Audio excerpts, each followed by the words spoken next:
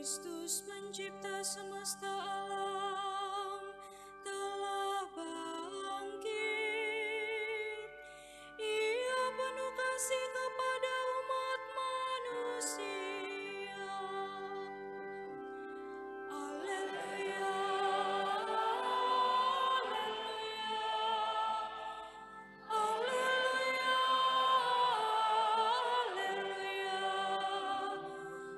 haleluya.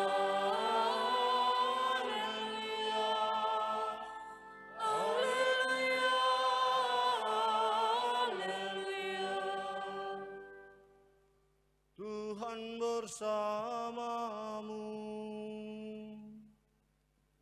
dan bersama rohmu. Inilah Injil suci menurut Yohanes.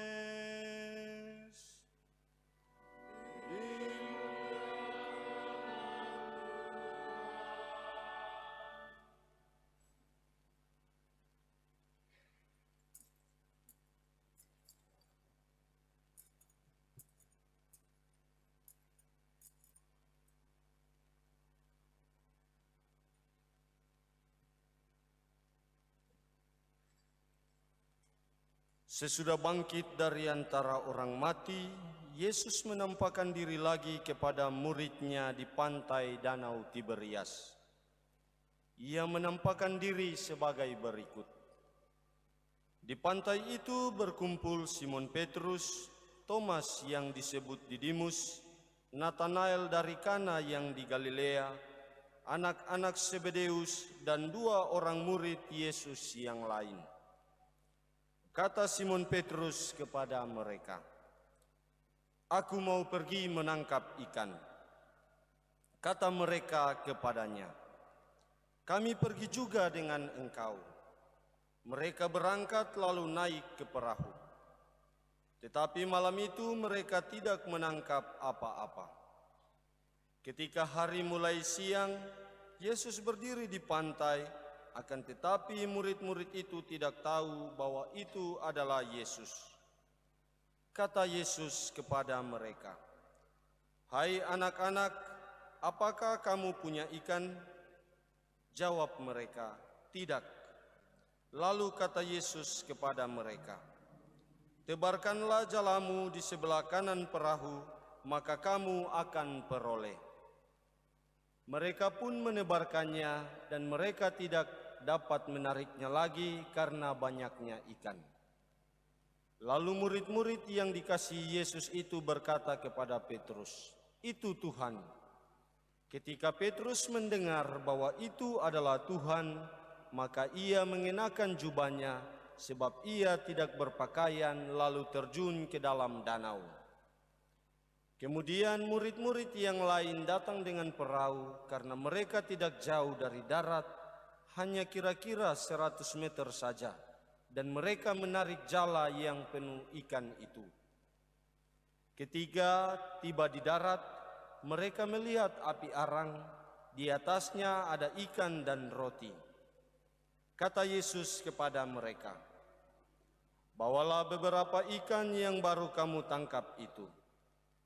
Simon Petrus naik ke perahu, lalu menghela jala itu ke darat penuh ikan-ikan besar. 153 ekor banyaknya, dan sungguh pun sebanyak itu, jala itu tidak koyak.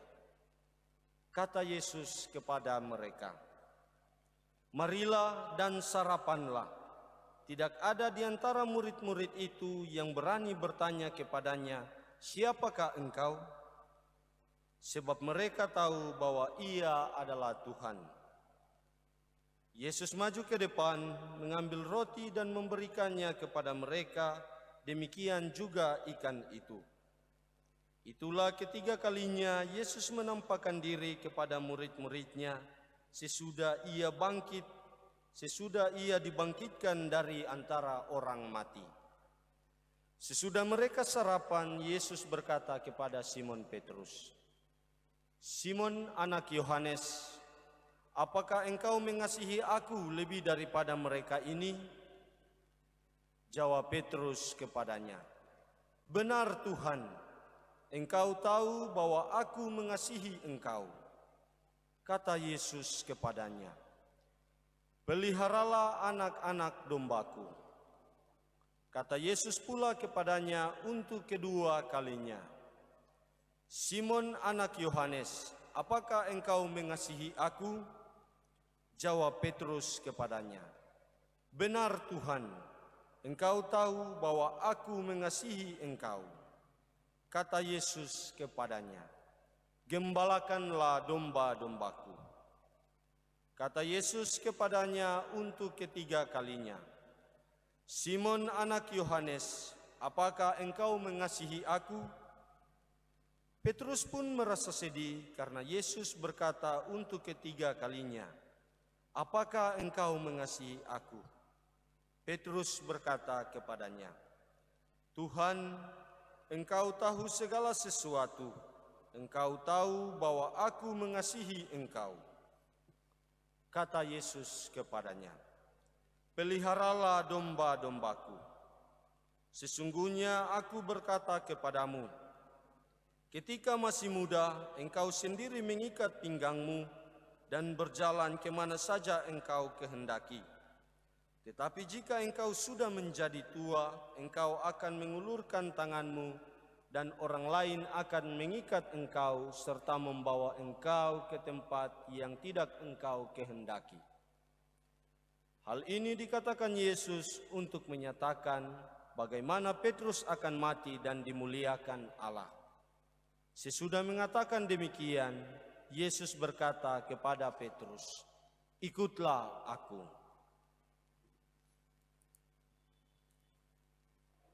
Demikianlah sabda Tuhan. Terpujilah Kristus.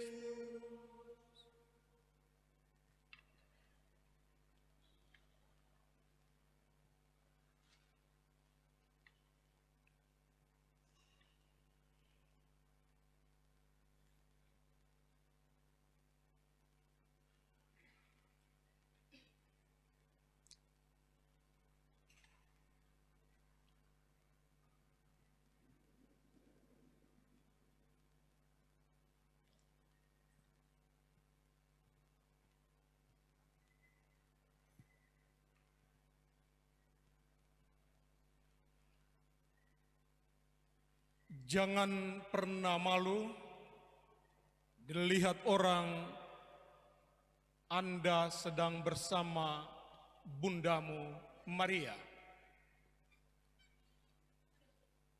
Bertepatan dengan hari ini, kita dalam gereja Katolik, kita akan masuk dalam bulan Maria. Kata-kata yang tadi saya ucapkan berasal dari tulisan Scott Hahn, penulis terkenal dari buku Rome Sweet Home, Roma adalah rumahku. Bersama istrinya Kimberly, mereka sebelumnya adalah pendeta denominasi Protestan Presbyterian. Dalam buku Rome Sweet Home dikisahkan, Scott Hahn mengisahkan bahwa selama dia menjadi mahasiswa teologi, dia punya cita-cita bahkan selalu dan selamanya Dia selalu mengkritik gereja Katolik dengan semua tradisinya. Dan pernah dia mengisahkan bahwa suatu waktu pada umur remaja seperti banyak dari Krismawati ini. Satu kali dia sakit dan rawat inap di rumah sakit. Lalu ibunya datang ketika dia sudah dinyatakan sembuh. Ibunya datang bersama teman-teman sekelasnya. Lalu sebagai seorang remaja, orang Ambon bilang baru naik-naik badan, dia merasa malu kalau memang dia melihat, teman-temannya melihat bahwa dia dipapa atau digendong, diantar oleh mamanya sendiri. Karena itu ketika mamanya dia mendekati Skothan, remaja Skothan. Skothan bilang sama mamanya, "Mama, lebih duluan saja pulang ke rumah. Nanti saya akan pulang sendiri." Di satu pihak, dia menyadari bahwa kasih keibuan dari mamanya sungguh sangat tulus, sangat besar kepadanya. Tapi di lain pihak, ada rasa malu karena disaksikan oleh teman-temannya. Karena itu ketika tahun 95 Skothan, seorang pendeta bersama istrinya, lalu dia menulis kata-kata kadi untuk mengingatkan kita semua orang Katolik ketika kita berdoa rosario, ketika kita berdiri di hadapan patung Bunda Maria, kita bersiara ke gua-gua. Jangan pernah malu dilihat orang Anda bersama dengan bundamu. Dengan apakah kita melambangkan Krismawan, Krismawati? Kalau kita melihat orang-orang muda yang masuk tentara maupun polisi, tentunya pada waktu pertama kali mereka belum memegang senjata. Mereka dilatih, ditempa, diuji, dan lain sebagainya. Dan pada suatu momen, lalu ketika dianggap layak, akhirnya mereka diberikan juga senjata kepada mereka. Ketika Anda menerima sakramen baptis pun seperti itu. Anda mungkin merasa biasa-biasa saja dibaptis, jadi sudah menjadi anggota gereja Katolik. Tapi ketika hari ini Anda menerima urapan Roh Kudus dalam sakramen Krisma, disinilah Anda sebentar setelah perayaan ini, Anda akan menjadi Legium Christum, Laskar Kristus yang membawa pedang, senjata cinta kasih kepada orang lain. Karena itu seorang Krismawan atau Krismawati akan diuji cintanya seperti Yesus menguji rasulnya Santo Petrus. Kita membaca dalam Injil tadi, pertanyaan Yesus sama. Petrus, apakah engkau mencintai aku? Pertanyaan pertama adalah, apakah engkau mencintai aku lebih dari mereka ini? Ketika ada kata lebih di sana, maka Petrus merasa bahwa cintanya kepada sang guru lebih daripada murid-murid yang lain. Ada perbandingan. Kamu punya cinta sedikit, saya lebih besar, saya lebih mampu daripada yang lain. Tapi justru sang guru atau Yesus mau untuk Petrus ini belajar menjadi rendah hati. Karena itu dia bertanya lagi, Petrus, apakah engkau mencintai aku? Titik. Tidak pakai lagi kata lebih. Supaya Petrus jangan melihat perbandingan dirinya dengan orang lain, tetapi dia harus melihat ke dalam dirinya sendiri. Sekali lagi, untuk ketiga kalinya, Petrus, apakah engkau mencintai aku? Dan Petrus lalu merasa sedih.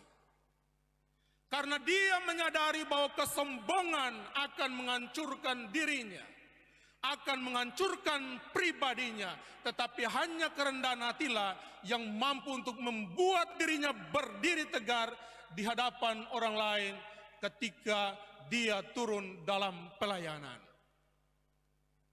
Hari ini Tuhan pun bertanya kepada Anda, para Krismawan, Krismawati, apakah Anda mencintai aku? Ketika di sana ada cinta, maka sebenarnya Anda sudah setengah perjalanan dalam karya perutusanmu. Ketika di sana ada cinta, maka cinta akan menuntutmu untuk berkorban kepada orang lain.